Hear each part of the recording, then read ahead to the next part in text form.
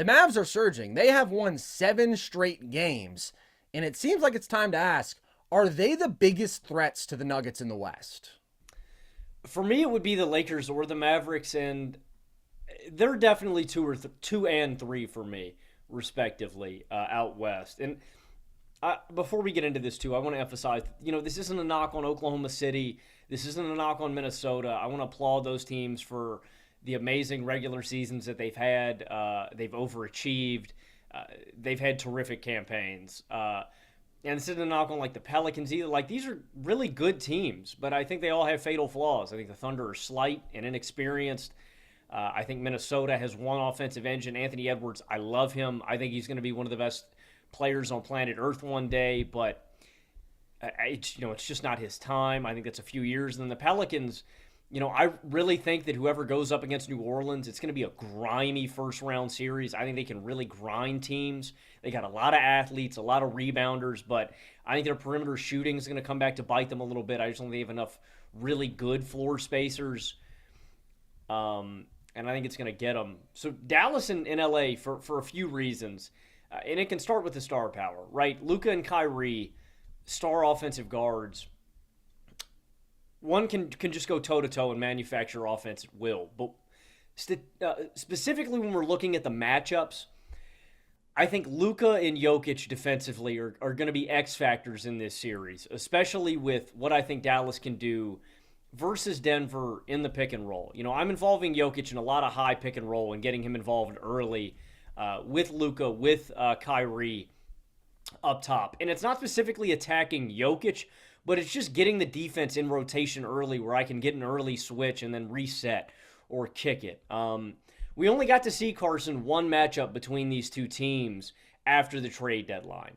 That was a loss for Denver, right? They're 2-1 in the season series. Denver won, but in the one matchup where they had this construction of their roster, it was a 2-point loss. It was the Kyrie lefty floater hook, man, what a gnarly shot.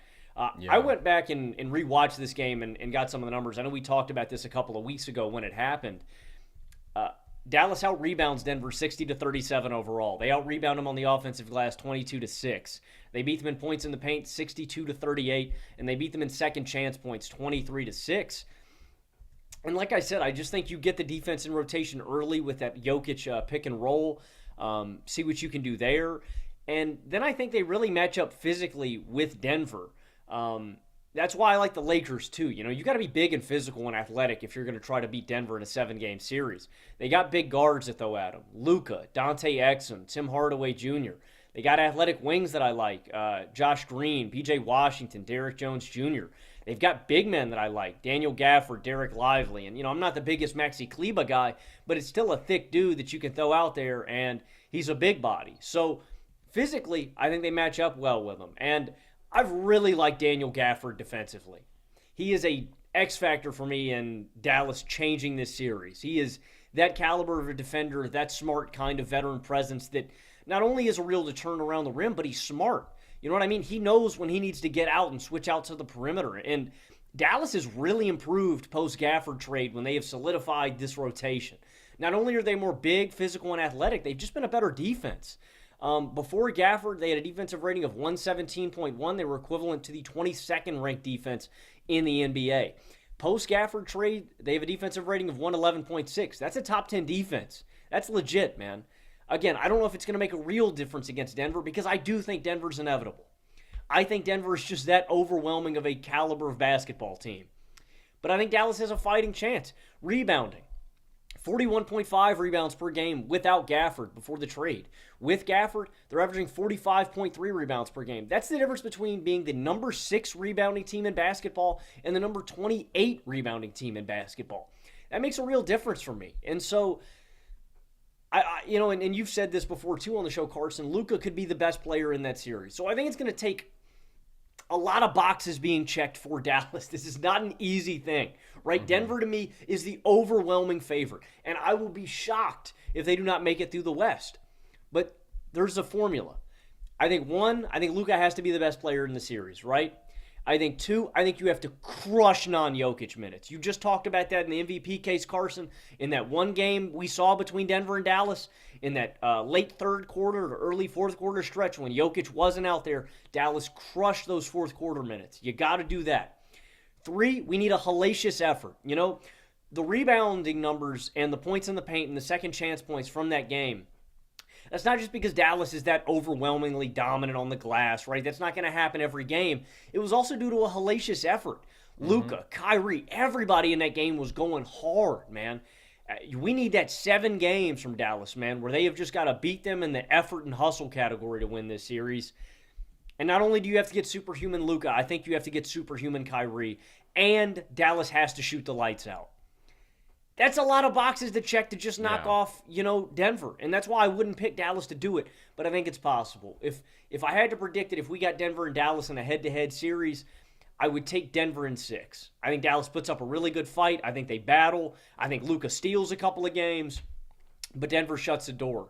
But I wouldn't count Dallas out, man. I think Dallas really has a fighting chance. And for me, because of all those factors, they are my second favorite out west over the likes of an LA. I think they are for me as well. And since the Gafford trade, they had that little skid. I mean, they've had the 2 big win streaks and the one down stretch. But overall, they're 16-6, number 2 in terms of offensive rating, number 10 in defensive rating, which is probably more significant that they've been able to defend at this level. And you talk about their improvement in terms of rebounds per game.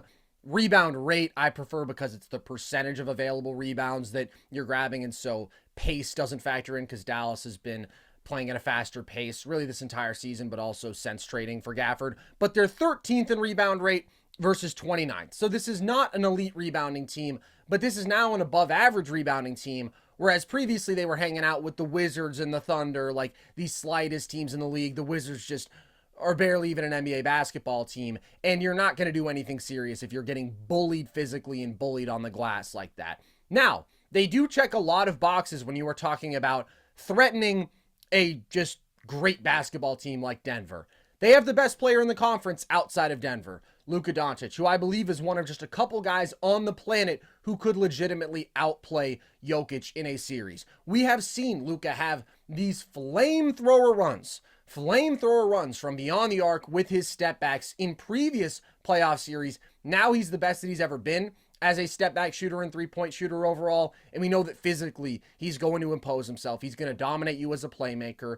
And the Nuggets have a lot of good perimeter defenders, and they don't have anybody who you can just hunt and pinpoint over and over again, but they also don't have anybody who can really do all that much with Luka. I like Aaron Gordon in that matchup, but Luka is still probably mostly going to get what he wants. They also have the best duo in the conference outside of Denver because of how phenomenal Kyrie has been as a shot maker and as an offensive Robin this year. They are a good shooting team, which gives you that volatility, that upside that you probably are going to need. You got to get really hot. They are second in the league in threes made. That comes both from their 2 primary creators, but also a lot of their spot-up guys, 10th in three-point percentage.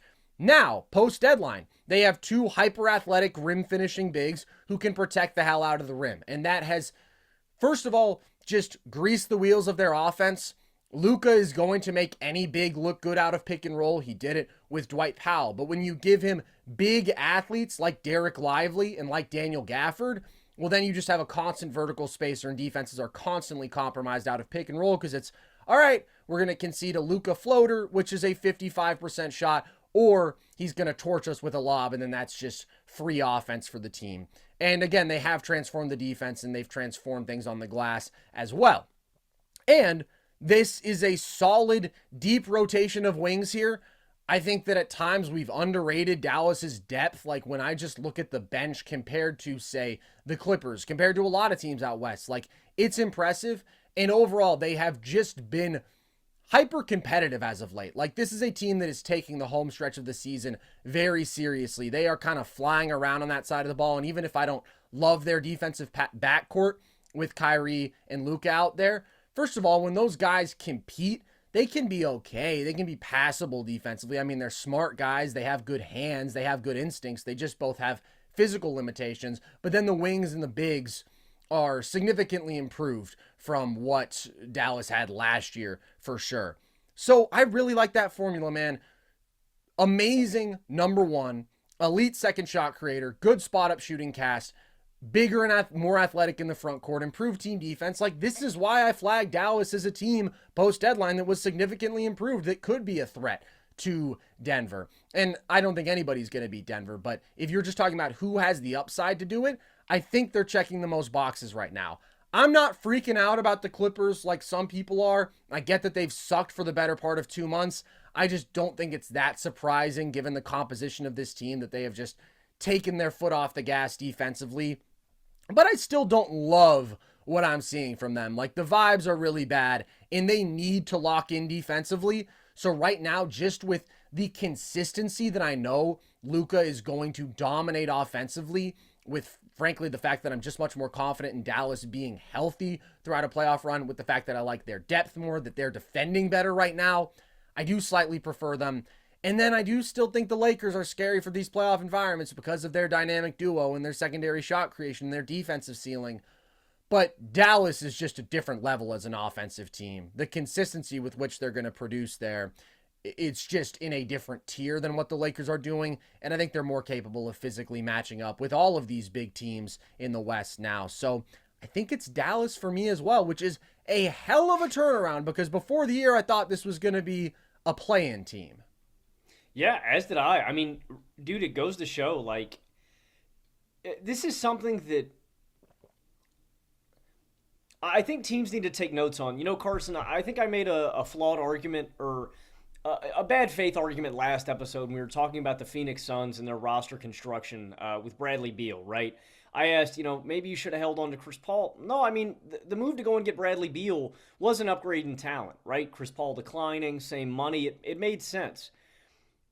But what I think you're seeing here is that, roster construction goes way deeper than just talent. And I questioned at the time if Mark Cuban made the right decision to go out and get Kyrie Irving. We asked, could this lead to them losing both Kyrie Irving and Luka Doncic, pooling all these assets together and not building a competent roster around them? Well, they really have built a solid rotation around them. And I think that's the emphasis point that a lot of teams need to take back, is it's like, always at the top of your roster, it is so important to have superstars and superstar talents that give you such a high baseline to compete, right? Luka and Kyrie are always going to make you a great offense, and every single night they are going to give you a fighting chance because they are that caliber of shot makers and offensive weapons. But around them, you need guys that complement them and guys that do the little things around them and guys that just fit. And so what has Dallas gone and done around these guys? They didn't go all in on a gimmick. Like, hey, let's get a bunch of shooters out here like the Houston Rockets and go full small ball and let's try to out-warrior the Warriors, right? No, let's fill this team with a bunch of stout, sturdy, strong, physical wings and bigs that can really pick up for these guys' deficiencies and complement them. And I think it's just been a masterstroke in roster construction and finding assets that work around these guys. Obviously, Luka and Kyrie make this thing go, but if they don't make the Gafford trade at the deadline, this is not a team that I have faith in being competitive. Mm-hmm. This is not a team that if they don't get out and go get Derek Lively in the draft, which I wondered about at the time because I didn't fully love Derek Lively as a prospect. I thought he was really raw offensively. Turns out when you have Luka Doncic running your offense, he can just kind of, here you go, Derek. He can just throw it up there around the rim and make it work. Dallas has really crushed their roster building the past 2 off seasons in the past 2 years. And building back to where they were with Jalen Brunson and that team, and they've made it better. I think this is a much better unit than the team that went to the Western Conference Finals a few years ago, and they've really done a tremendous job at building this team around Luka and Kyrie ever since going all in with that move. Yeah, I think that this team is probably better than the 22 team that went to the Western Conference Finals. This team is definitely not better than what they could have built if they held on to Jalen Brunson for 4 years, $48 million. Then this Dallas team could be a juggernaut right now. The resources they would have been able to allocate in adding 3-and-D players, just all sort of supporting talent, they could legitimately be pushing Denver for the favorite. So That is still disappointing. There is no wiping away the Brunson move and how bad it was, but you're right. They have done an incredible job of coming back from what should have been a death knell, should have been like the dagger for at least the next half decade. So shout out to the Mavs for that. They're playing really good basketball, and they're scary, man. Luka is just a psycho. Like, I know the Clippers do not want to see Luka. He's going to give them 40 a game in that series legitimately, and I'm excited to see whoever draws them. That's not going to be a fun first round series, and I think the Mavs are probably going to get out of the first round.